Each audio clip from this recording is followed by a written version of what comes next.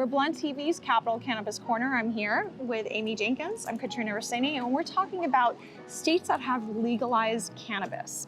And so many of you know that there have been many states that have legalized it, but most folks don't understand to what capacity, right? Some may have legalized a medicinal component, some may have done both medicinal and recreational. So Amy here, who has all the knowledge, is going to share with us a little bit about these states and what the numbers look like. It's actually really fascinating. So how many states have legalized? What's the story here, and what can we anticipate? Well, this whole conversation was actually prompted by my mother, who has a relative. I was not expecting that. No, but I came up with this topic because my mother was great. just absolutely astounded that in the state of Oklahoma, you can buy legal medicinal cannabis on just about every street corner. And she started asking me a lot of questions.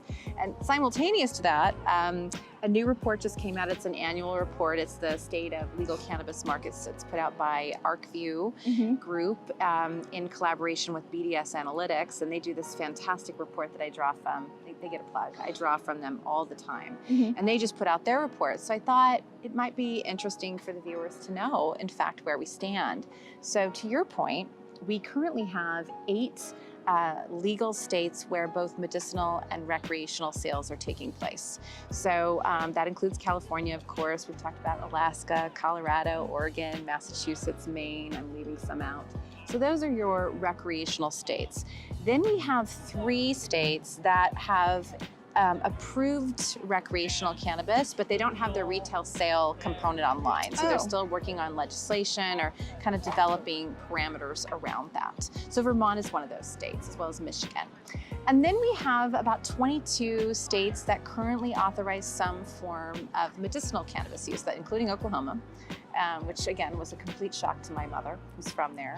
But 22 states. So in total, you have 33 states, plus the District of Columbia, that are authorizing some form of cannabis sales, whether it's medicinal or recreational. Wow. So a lot of states. Yeah.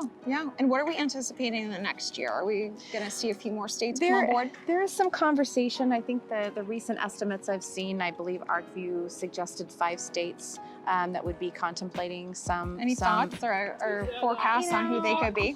Minnesota might be one. There's a few out there that I'll be looking at. I haven't read the full report yet. I'll be a master by the time we tape next, and we can talk about some states and some of the stats. That'd be a fun one. But for sure. I think that the estimates are 4 to 5 in 2020 could be contemplating either a medicinal or a recreational policy.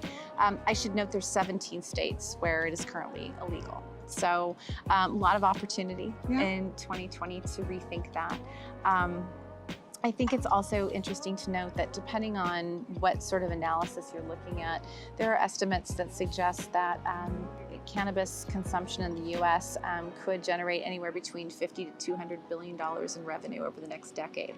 But when we look at statistics put out by ArcView, what we're looking at right now is about $7.3 billion nationwide in 2019.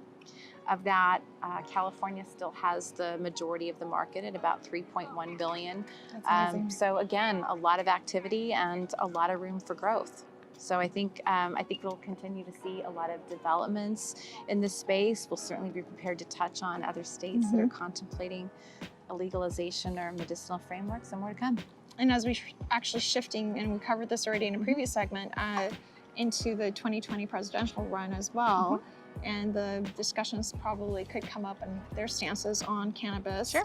And while that's taking effect and other topics are taking effect at the federal level, the federal side could also possibly boost other states to come on board sooner than later as well. Who knows? A lot happening in the space probably within the next couple of years as we keep a close eye on it. All right. Well, maybe even sooner, so we'll see. All right, you heard it first from Amy Jenkins herself. Thanks again for the ads and follows with BlunTv's Capital Cannabis Corner. We'll be rolling these out throughout the week.